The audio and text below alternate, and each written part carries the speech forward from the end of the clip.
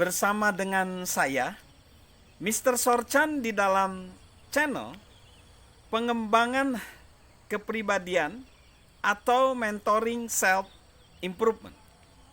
Saat ini kita akan masuk di tema baru, yaitu bagaimana kita bisa hidup yang bermakna dan bagaimana kita bisa membuat perbedaan di dalam hidup ini, bahkan perbedaan bagi orang lain yang positif, bisa bermanfaat bagi hidup orang lain, bisa bermakna.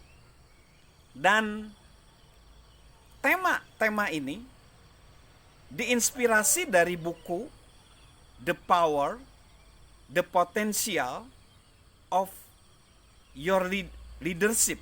Jadi buku ini berjudul tentang, dari karangan John C. Maxwell, ya, yaitu The Power of Your Leadership. Jadi bagaimana kita akan belajar tentang arti kepemimpinan yang sejati. Kepemimpinan yang sejati itu seperti apa sih? Kekuatan dari kepemimpinan atau arti sesungguhnya dari kepemimpinan. Jadi arti kepemimpinan yang sejati itu apa? Dan nanti akan dihubungkan dengan hidup yang bermakna, hidup yang membuat perbedaan. Nah, kita akan bahas dulu saat ini hidup yang bermakna, tapi dihubungkan dengan leadership, ya. Pastikan kalau setiap orang ditanya, mau nggak kita memimpin orang lain? Jawabannya pasti mau. Cuman apa yang ada di benak orang, alasan untuk ingin memimpin? Alasannya mungkin karena kekuasaan, alasannya karena prestis, alasannya karena kekayaan. So, banyak orang ingin menjadi pemimpin, seperti itu alasannya. Tapi pemimpin yang sebenarnya adalah bagaimana kita ingin membuat perbedaan di dunia ini bersama dengan orang lain. So, kalau kita ngomong kekuatan kepemimpinan, the power of leadership, yang sesungguhnya adalah hal-hal yang bisa kita lakukan bersama untuk kebutuhan orang lain. Jadi sebenarnya nilai dari satu kepemimpinan itu bukan berasal dari pengakuan. Kepemimpinan juga bukan tentang kedudukan. Bahkan kita pun enggak perlu gelar atau peran khusus yang dilimpahkan kepada kita untuk bisa bekerja dengan orang lain dan memimpin mereka. Jadi entah kita ingin menjadi pemimpin secara resmi atau kita bersemangat akan sesuatu, kita bisa bekerja sama dengan orang untuk mencapai tujuan yang mulia, tujuan yang berharga. Nah, jika teman-teman Mr. Sorchan, guys semua, ingin membuat perbedaan, Mr. Sorchan berharap kita bisa menemukan panduan, inspirasi melalui channel dan juga podcast Mr. Sorchan. Jadi pemimpin yang paling berpengaruh itu adalah pemimpin yang menjadi kuat karena keyakinan teguh mereka pada sesuatu yang mereka capai. Mereka biasanya sangat ingin membuat perbedaan yang berarti di dunia dan ingin memperbaiki kehidupan banyak orang. Mereka ingin hidup mereka penting dan bermakna. Mereka ingin hidup mereka penting dan bermakna. Apakah itu yang guys inginkan? Adakah hal yang sangat kita yakini? Kita ingin bekerja sama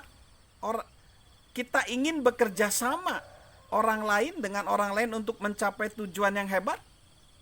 Kita ingin menjalani kehidupan yang bermakna?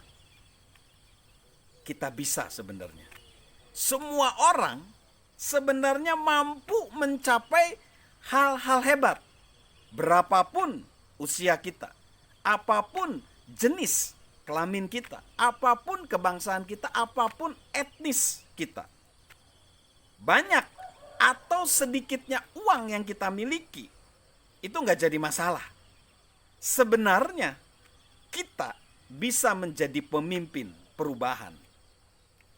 Kita nggak perlu menjadi pemimpin kelas dunia untuk terhubung dengan orang-orang yang berpikiran sama untuk membuat perbedaan.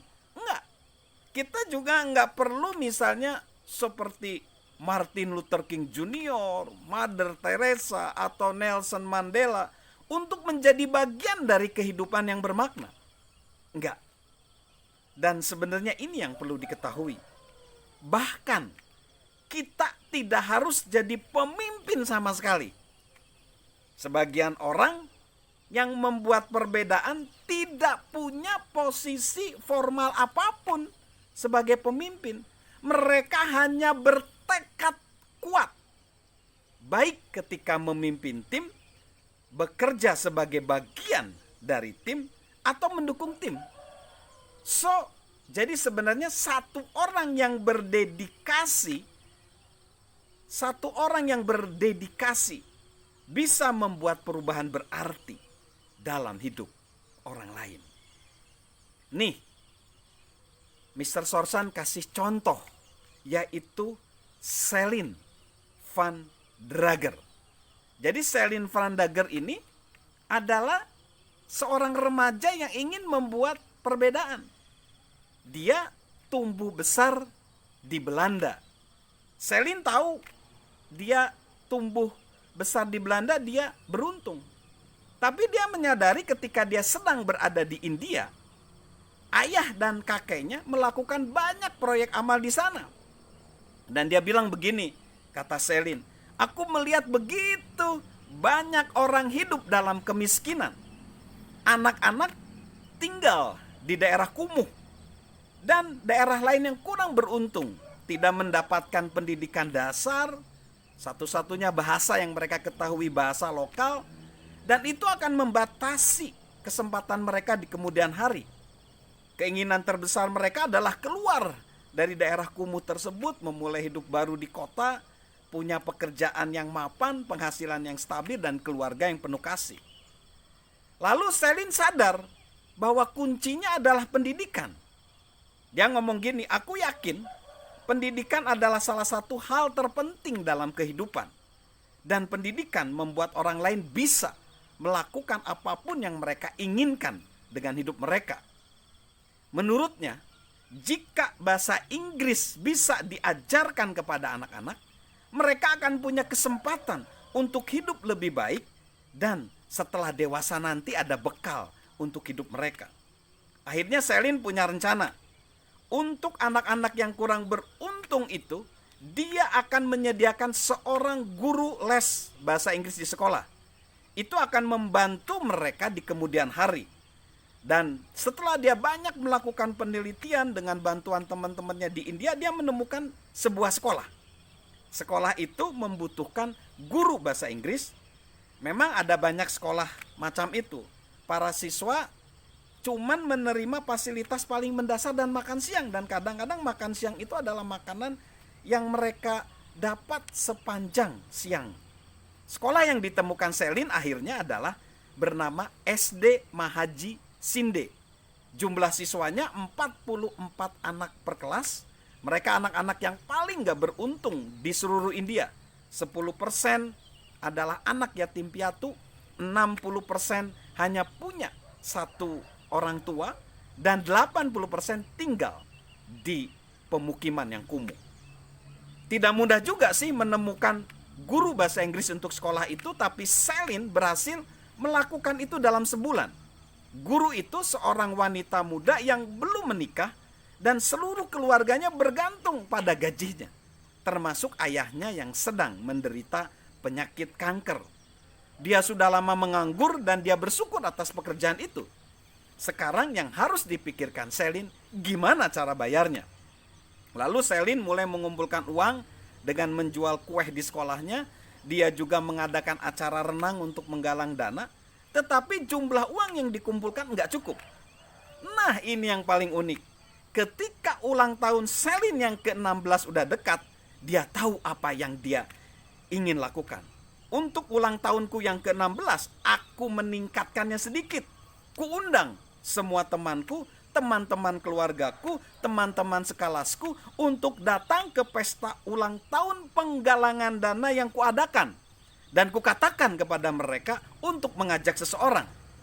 Alih-alih meminta hadiah, Celine meminta sumbangan untuk gerakan anak yang didirikannya, yaitu No Nation Without Education. Dalam beberapa jam, seluruh kotak sumbangan udah terisi. Dan aku tahu aku udah mencapai targetku, kata Celine. Waktu ku hitung uangnya, aku gak percaya, kata Celine, dengan mataku. Kami punya lebih dari 2 kali lipat uang yang aku butuhkan. Sukses, kata Celine.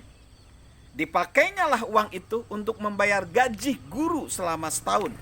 Itu berarti anak-anak mendapat pelajaran bahasa Inggris, guru punya pekerjaan yang stabil selama setahun, dan ayah dari guru tersebut mendapat perawatan untuk kankernya. Dengan sisa uangnya, Celine membeli puluhan buku bahasa Inggris dasar untuk anak-anak dan boneka binatang untuk sekolah dasar. Ketika Celine pergi ke India mengantarkan buku-buku dan mainan, anak-anak sangat gembira dan menyambutnya antusias. Dalam perjalanan yang sama, dia membantu juga proyek-proyek lain yang disponsori kakeknya. Aku sungguh merasa senang di India, kata Celine. Rasa terima kasihku tidak akan pernah cukup untuk semua orang yang telah membantuku. Itu pengalaman yang mengubah kehidupan dan gak akan pernah aku lupakan. Tetapi kisah Celine gak berakhir di sana. Dia bilang, misi baruku, aku ingin membangun sekolah di Mumbai, India, untuk ulang tahunku yang ke-18.